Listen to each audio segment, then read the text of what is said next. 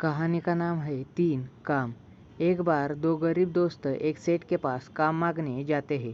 कंजूस सेठ उन्हें फौरन काम पर रख लेता है और पूरे साल काम करने पर साल के अंत में दोनों को 12-12 स्वर्ण मुद्राएं देने का वचन करता है। साथ ही सेठ यह भी कहता है कि अगर उन्होंने काम ठीक से नहीं किया तो उस एक गलती के बदले 4 स्वर्ण मुद्राएं वह उनके तनख्वाह से काट लेगा। दोनों दोस्त सेठ की बात मान जाते हैं और पूरे साल कड़ी मेहनत करते हैं, दौड़ दौड़ कर सारे काम करते और सेठ के हर आदेश का पालन करते।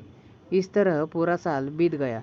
दोनों सेठ के पास 12-12 स्वर्ण मुद्राएं मांगने जाते हैं, पर सेठ बोलता है कि अभी साल का आखिरी दिन पूरा नहीं हुआ है और मुझे तुम दोनों से आज ही 3 और काम करवाने हैं।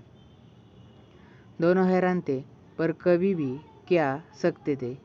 सेठ ने 3 काम बताने शुरू किए। पहला काम, छोटी सुराही में बड़ी सुराही डालकर दिखाओ। दूसरा काम, दुकान में पड़े गीले अनाज को बिना बाहर निकाले सुखाओ। तीसरा काम, मेरे सर का सही सही वजन बताओ। उन दोनों ने सेठ से कहा, यह तो असंभव है। सेठ की चालाकी काम कर गई और उसने कहा, ठीक है, फिर यहाँ से चले जाओ। इन 3 कामों को न कर पाने के कारण मैं हर काम के लिए 4 स्वर्ण मुद्राएं काट रहा हूँ। मक्कार सेठ की इस धोखाधड़ी से उदास होकर दोनों दोस्त बेजिल मन से जाने लगते हैं। उन्हें रास्ते में एक चतुर पंडित मिलता है।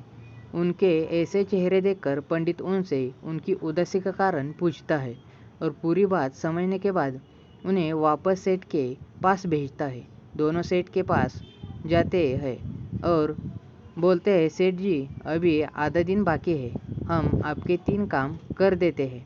सेठ हैरान था और सोचा कि उसका क्या बिगड़ेगा। वह तीनों दुकान में जाते हैं। दोनों दोस्त अपना अपना काम शुरू कर देते हैं। वह बड़ी सुराही को तोड़कर उसके टुकड़े कर देते हैं और उन्हीं छोटी सुराही के अंदर डाल देते हैं। सेठ मन महसूस कर रह जाता है, पर कुछ कर नहीं पाता है। इसके बाद दोनों गीले अनाज को दुकान के अंदर फैला देते हैं। तो सेठ बोल पड़ता है कि इसे फैलाने से यह कैसे सूखेगा? इसके लिए तो धूप और हवा चाहिए। देखते जाइए। ऐसा कहते हुए दोनों मित्र हथौड़ा उठा आगे बढ़ जाते हैं और दुकान की दीवार और छत तोड़ डालते हैं, जिससे वहाँ हवा और धूप दोनों आने लगती है।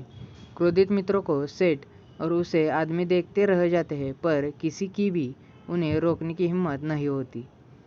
अब आखिरी काम बचा होता है। दोनों मित्र तलवार लेकर सेठ के सामने खड़ा हो जाते हैं और कहते हैं, मालिक, आपके सर का सही सही वजन तोलने के लिए इसे धड़ से अलग करना होगा।